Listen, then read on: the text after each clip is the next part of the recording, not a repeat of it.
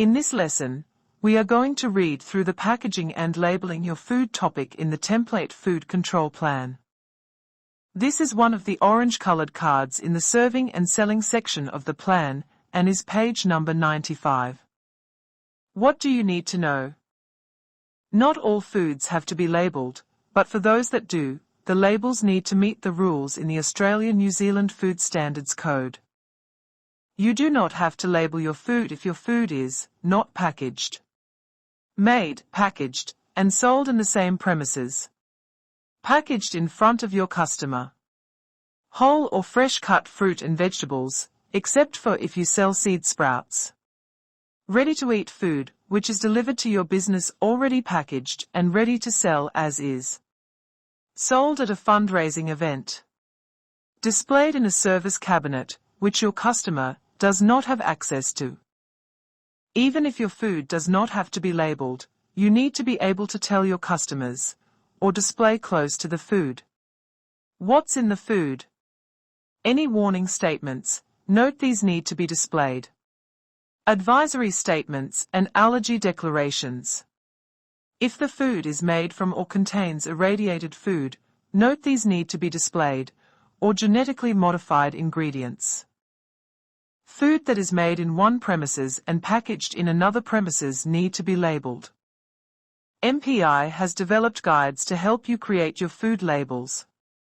These can be found by using the link or scanning the QR code. Some food can become unsafe over time, even though it still might look, smell and taste okay. It is important to let your customer know when to eat your food by calculating the shelf life and providing a best before, or use by date, or, in the case of bread, a baked on, or baked for date. You need to make sure you calculate this date correctly. Why calculate the shelf life of a food? If your food is not being served for immediate consumption, and it could become unsafe over time, you might need to work out the shelf life of a food so that you can apply a date mark. There is a guide to help you work out shelf life.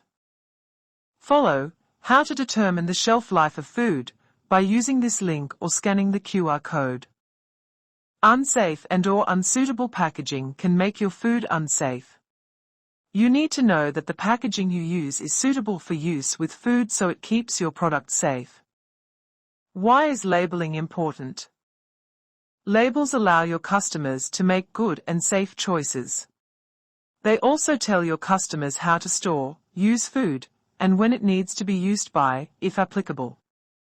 Some of your customers may have medical conditions, for example allergies, which require them to include or avoid certain foods in their diet. What do you need to do?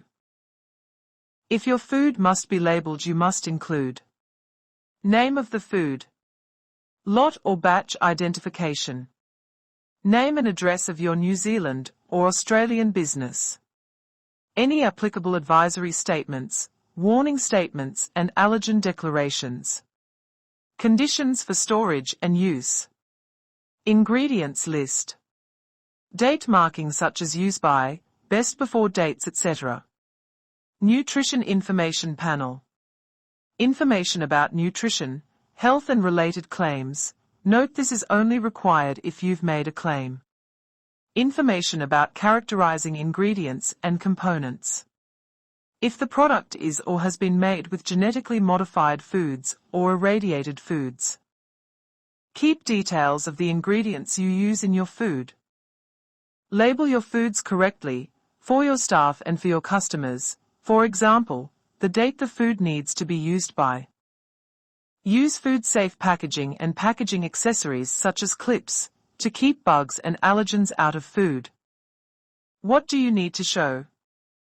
Show your verifier. How you and your staff know what information to include on your food labels. Show your verifier your food labels. Your verifier might ask you how you calculated the shelf life of your food.